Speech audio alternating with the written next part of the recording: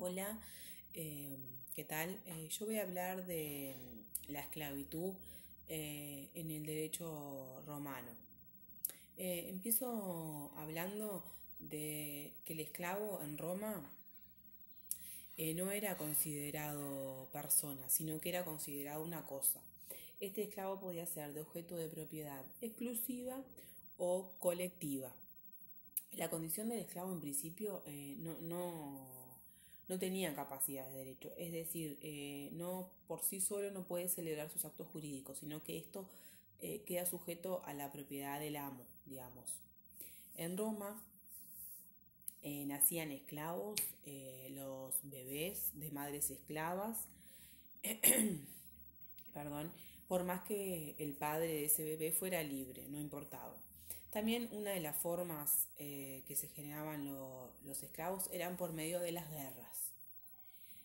Los esclavos se ponían a la venta, se ponían un cartel que decía todo sobre ellos, los describía, decía su nombre, de dónde provenían, el precio que tenían y la edad, que era importante porque esa edad dependía de lo que iba a ser el precio, porque se consideraba que cuanto más joven era el esclavo, más barato salía, porque si era más adulto, más grande, se suponía que sabía hacer más cosas, entonces era más caro.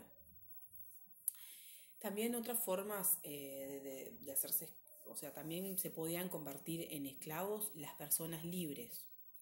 Como fuente de esclavitud se señala a la cautividad guerrera, que eso significa que todo enemigo prisionero y a la cual se consideraba la vida se hacía esclavo.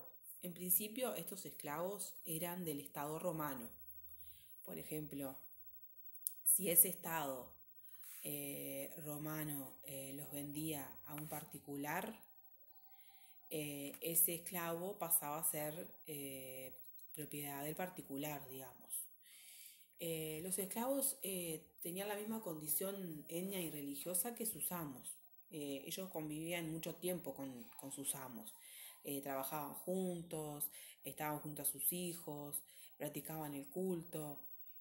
Incluso más adelante hay algunos unos tipos de esclavos, a los esclavos helénicos se los pone como pedagogos de los niños, como maestros para la instrucción de estos niños.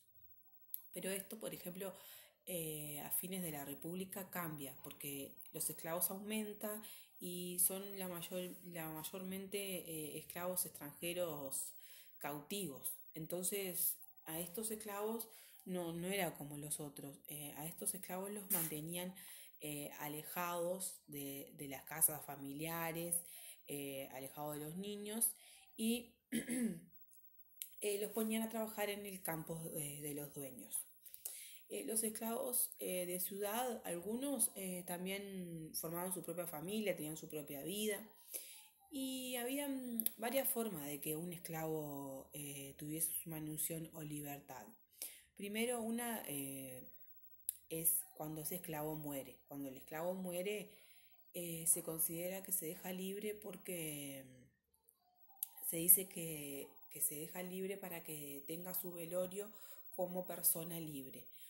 Otra forma es por testamento. Por testamento significa que cuando el amo muere en el testamento, tiene que haber dejado escrito que libera a sus esclavos. Otra forma de tener su libertad era participando en el censo. Si el esclavo participaba en el censo, su amo lo dejaba libre.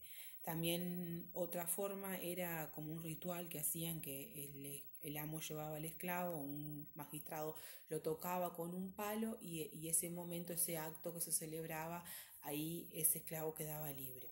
Otra de las formas que no eran muy comunes era comprando su libertad. Muchas veces los esclavos trabajaban con sus amos, ganaban dinero y podía ser que compraran su libertad. También muchas veces la ley disponía la libertad del esclavo. Por ejemplo, si habían prestado un servicio importante, habían denunciado delitos. De esas formas, el esclavo, la ley disponía de dejarlo libre a ese esclavo. Hubo también normas más genéricas, como he citado de edicto de Claudio, que se dice que, por ejemplo, el esclavo que es abandonado por su dueño se deja libre. También está lo que dice la disposición de Constantino, que el esclavo recién nacido abandonado, ese esclavo también quedaba libre. Solo, digamos, estos tipos de libertad eran delimitadas, digamos. No eran como la persona que tenía los tres estatus, digamos, la persona romana que era totalmente libre. Solo la persona totalmente libre era la que cumplía con los tres estatus que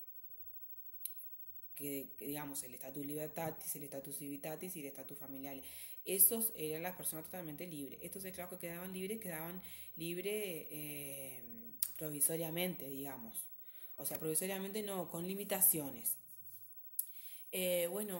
Yo más o menos en rasgos generales es lo que puedo hablar de esclavitud y me gustaría hablar un poco de la esclavitud hoy en día, que por ejemplo muchas personas en el mundo hoy viven como esclavas.